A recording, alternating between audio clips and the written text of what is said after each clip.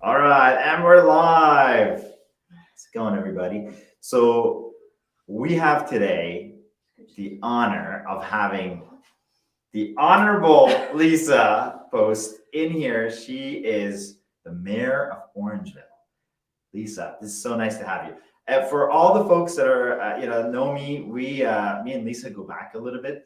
We're OG Future Shop. Yeah. Yes. I was trying to figure out how long ago that was. Oh, I think man. it was probably like 14, 15. I know, 15 years. So long ago. It's been a long time. It's been a long time. Feels like yesterday. Yeah. And Lisa's been around for quite a while. You're also OG Blockbuster. I am. Cool. That's I right. remember that. Yeah, that's good. And so I wanted to have Lisa in here so we could chat a little bit and kind of introduce her to you, everybody in our community, and get her to tell us a little about herself, and then maybe press her into some of the issues, and we'll go from there. Yeah, that's awesome. Yeah. Thanks for having me. This is so exciting. Nice to have you here, Lisa. Yeah. Excited. Tell us about yourself and tell everybody, what Lisa's all about. Sure. Yeah. So I've been a resident of Orangeville pretty much my whole life. I was born here and, got to watch the community change a lot. I went to high school here, Yes. Worked here, raised Also, my family ODSS, here. very ODSS, good. yeah, Yes. absolutely. And now I've got my kids here who have also gone to high school here, and it's my community. So about, I guess, 8 years ago, I ran for council the first time unsuccessfully. I just really wanted to be able to give back to the community that raised me. So I stayed involved, attended all the council meetings, really got to know the issues deeper, ran again in 2018, was successful, was as a councillor. And then 2022 decided to run for the big chair. One of the most genuine people in the whole world right here. She's amazing. And, you can always, she's so approachable. I walk up to her and talk to her all the time, even when she was on council, and ask her different questions.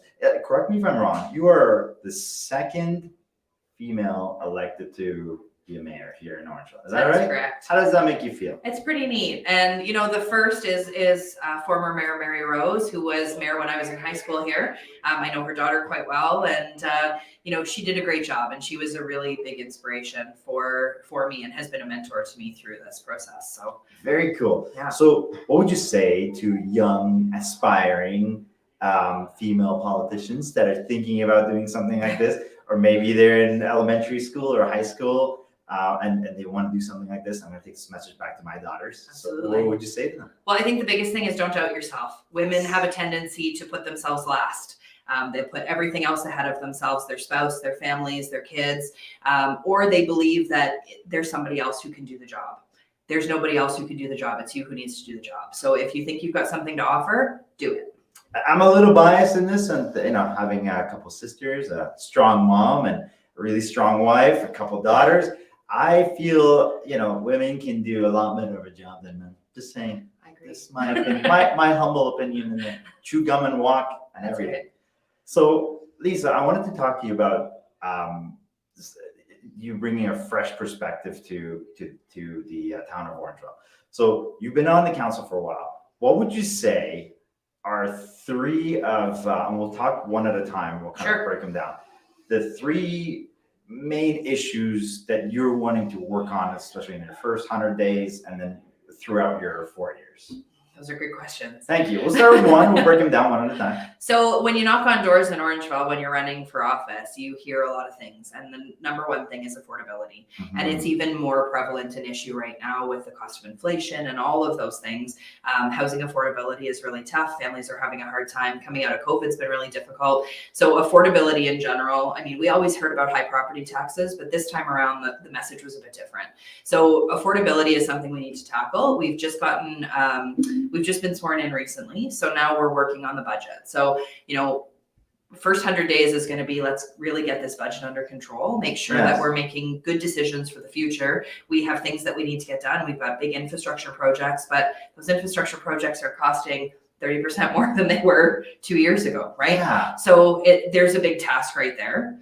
And what can you really do though in terms of affordability for housing for folks? What's in your control versus the government of Ontario? Well, that's part of it, is that we need to work with our provincial partners. And, there have been some landmines that have been dropped on municipalities lately with some new legislation that's going to make all of that really difficult. So we have a responsibility now to really try and work with our provincial partners and try and see how we can best support housing affordability. I know, Bill 23 has been a big, everybody's probably heard about it on the news, but it's really going to affect municipalities from a development charges perspective. And I know the province's entire goal is to make housing more affordable, Yes. but they need to work with municipalities to understand how this bill is going to affect us. Yeah, and if for folks that don't know what that bill is entailing, if you could break it down just a little bit. Sure. Just real quick. So Bill 23 is a housing affordability bill, but one of the primary things that it does is impacts new builds. So it's taking away the development charges that developers right now pay to municipalities to cover growth. So when a new development comes into town, we have added pressures in infrastructure. So, more people using our rec services, we've got new roads to build, we've got water capacity things, those things. That's what those development charges pay for. Yes. To encourage more development, they're taking those away. So that's one. The other one is that it's going to be a change to Heritage Act, reducing the amount of heritage protection we have, which for a town like Orangeville is a big deal. We've got all of our heritage zones, and this makes it so that developers could potentially build on our heritage. Okay, which is, I'll let you go to the second and third. Yeah. I might circle back to this one because It's a big one. I want to unpack this one a little bit, and I want to ask you some questions Sure. about what you think is. What would you say is the second thing that you want to work on? So, community involvement would be number 2. So again, hearing at doors through the election and even just during the last term is that residents in the community don't feel like their voices are being reflected at council meetings. So Yes. That's on us. That's on us. We do a really good job of trying to make sure when there's a mandated public meeting that we invite public out, but we don't do a good job of just going and asking. So a few things that were on my agenda is we need to hear from seniors. So I want to develop a seniors committee to really make sure that we're hearing the voices of seniors in our community. And the second would be a youth council. Those are 2 age groups that are really not included as much as they should be, and their voices matter. They're 2 of the most dominant populations within our community, and we don't hear from them as to how we can make services in our community better for them. 100%. And then I was, this is something that I hear, we go and door knock, we talk to people, it's that we see there's a contrast because there's such an influx of folks that moved into Orangeville, it being such a hub for everybody because it's right in the center of Ontario, pretty much, right? And people are just coming upwards.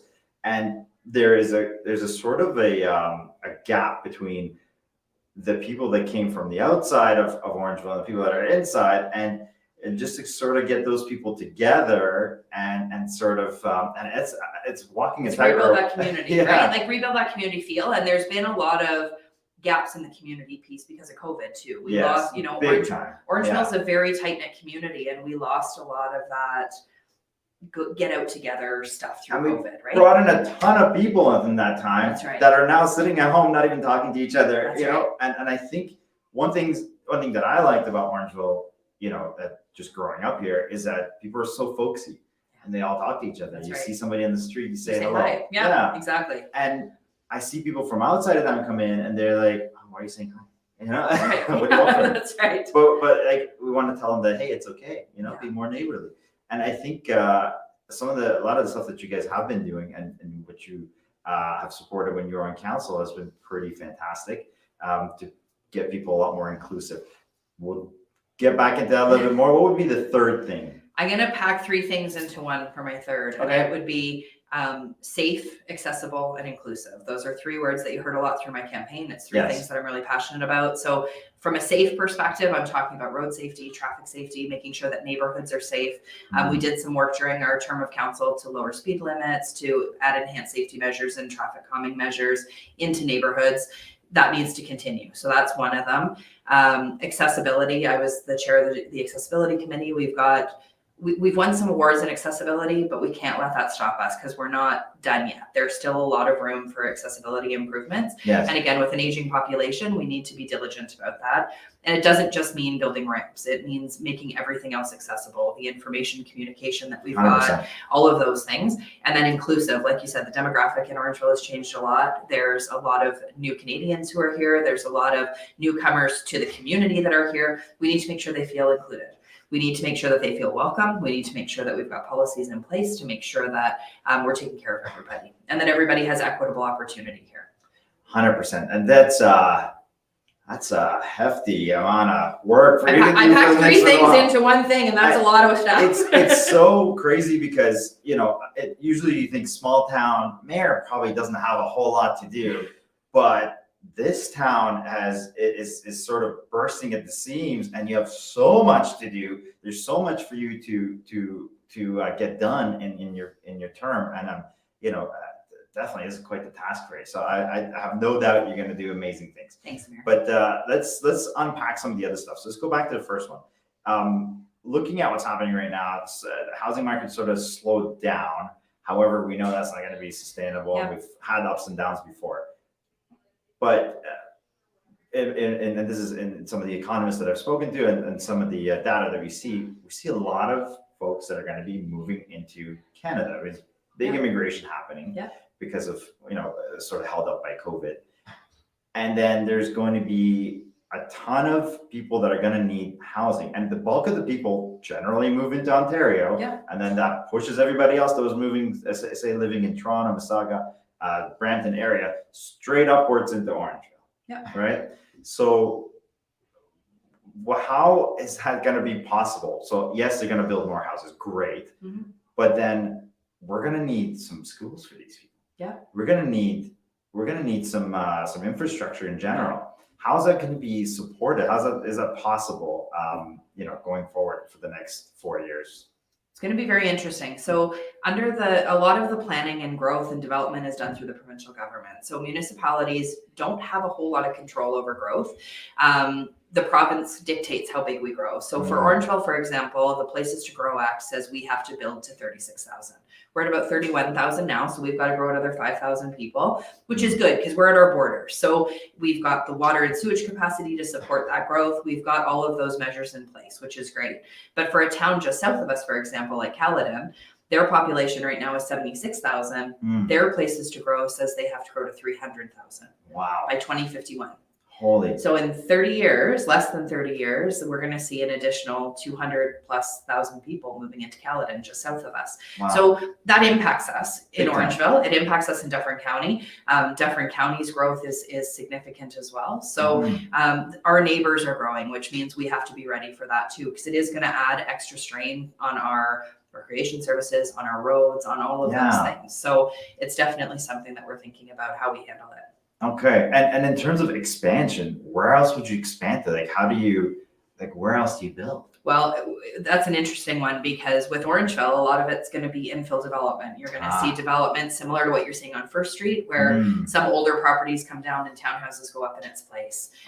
There's going to be a lot of those proposals coming. You'll probably see some coming on Broadway soon, down at the east end of Broadway.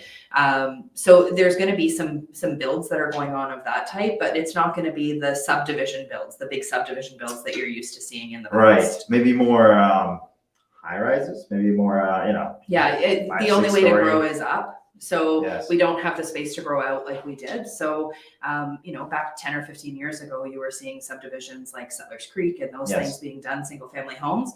That's not the way of the future. The way of the future is townhouses, stacked townhouses, condos, and that's really all that we have right now. So some municipalities will see some single family homes, but that's not what the province wants us to do. The province wants to see multifamily homes. They want to see growth. That makes sense. Now, let's say, and I want to, you know, go back to that bill. It's let's say they're taking away some of that money that you're able to put towards infrastructure. Where are you supposed to fund the money? Well, you know the answer to that as well as I do. So it's going to come out of the taxpayer's pocket because, you know, we've got two sources of funding. It comes from the provincial government, it comes from the federal government, grants, those kinds of things, or it comes from the taxpayer. So if the province isn't going to allow developers to continue to, you know, feed the growth, which is what essentially development charges do, it's going to come from taxpayers because we're still going to have to do the infrastructure. We're still going to have to do those things. So we're, you know, the bill has passed, unfortunately, without consultation with municipalities. So we're still sending our feedback to the province and saying, like, you just need to listen to us. You need to work with us. We want to build affordable housing too. We want to make housing affordable, but we need to have a seat at the table to make sure that those decisions are being made with the best interests of the taxpayers in mind. Okay. And just looking at, let's talk taxes in terms of what it's going to cost for people. Sorry to go so deep into this one, but Orangeville's sort of been known that, for having a little bit higher taxes because we don't have a ton of industry, That's right? So what's stopping Orangeville from becoming this sleeper town where people come sleep here and go work, say, in Mississauga because they could get affordable housing? What's going to stop people from doing that? That's a good question. And what we have to do is we need to focus on growth industries. Yes. So, we've historically been trying to find ways to make big industry come to Orangeville. Mm-hmm. It's really not what's happening in Canada right now. Big industries are typically moving out of Canada, not just Ontario, not just Orangeville, but all over the place. So we need to focus on what those growth areas are, those growth sectors. And what's the growth sector? Tech. Tech is huge, right? So during our last term of council, we had Whiteman invest in Orangeville, $56 million laying fiber across the town, right? That can help small tech startups move here. We've got a lot of people moving into the tech industry. We need to keep investing in that. Make us the hub for big tech, right? Like, we just got to think differently. We need to find ways to bring better jobs, better paying jobs to this area.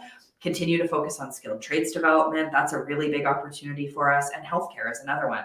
There's still a lot of growth in healthcare. We can be the hub for that here. Yes. We just need to focus on it and think differently, right? We've always thought inside the box, and industry is the big one. We need to get manufacturing here. And that's still important. That's definitely a sector. We don't stop looking at that, but we need to think broader.